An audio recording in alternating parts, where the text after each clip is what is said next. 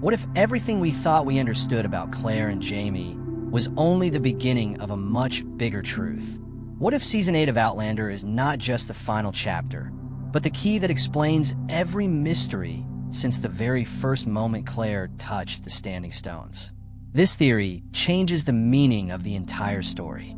It reveals a secret that has been building quietly, hidden between stolen moments, scattered clues, and echoes across time. Season 8 begins with an unsettling silence. The kind of silence that feels heavy, like the air is waiting for something to break. Claire stands at the edge of their temporary camp.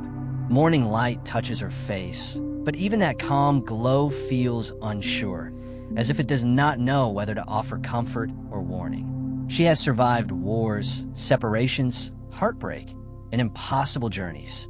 But this moment feels different. It feels like the breath before a door opens to something irreversible. Jamie is not beside her. The distance between them is not measured in miles, but in danger. Armies are shifting. Loyalties are collapsing. The final phase of the American Revolution is closing in, and Claire senses how close they are to losing everything again. She tries to keep herself busy, but fear keeps pressing into her thoughts. For the first time, she wonders if fate may demand something from them that they cannot give. Far away, Brianna wakes in the future, surrounded by modern comforts that no longer feel safe. Her son disappeared once, and the scar of that loss never healed.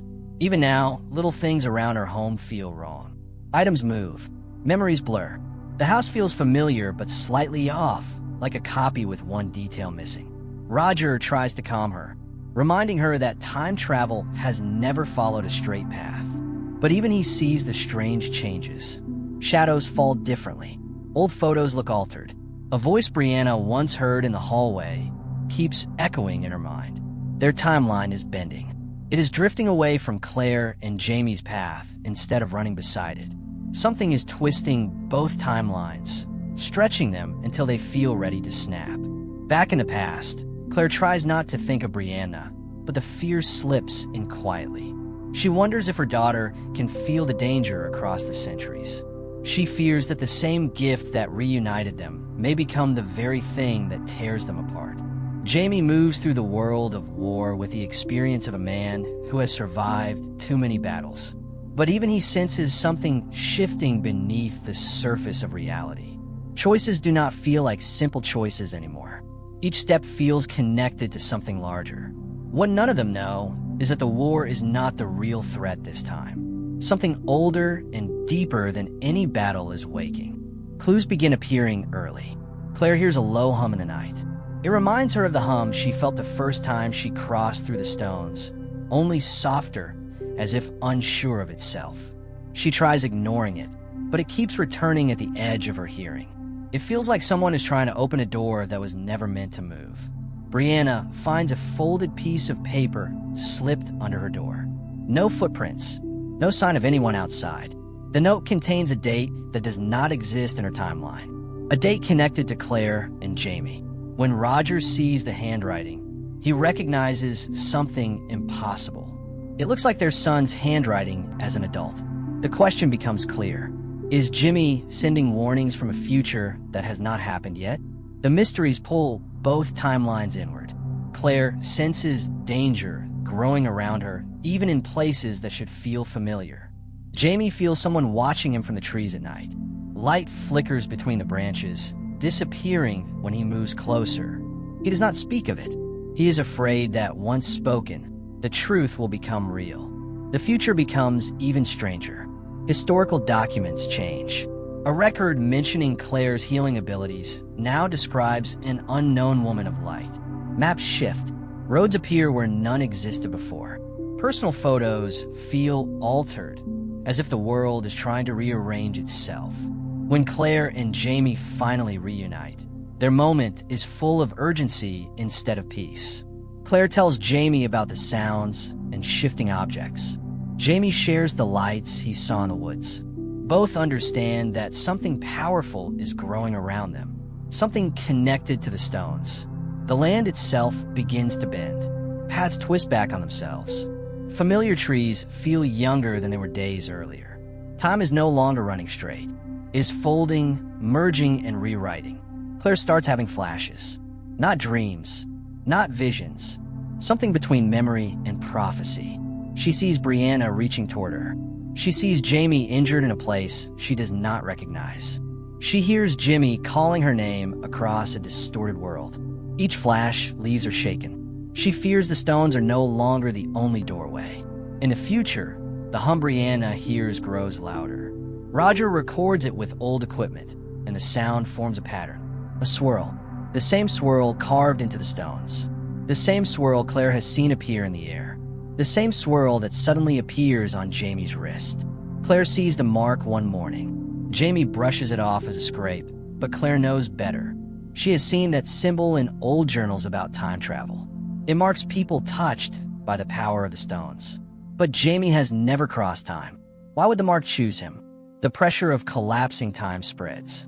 Whole towns report strange events. Lights in the sky. Voices echoing across fields.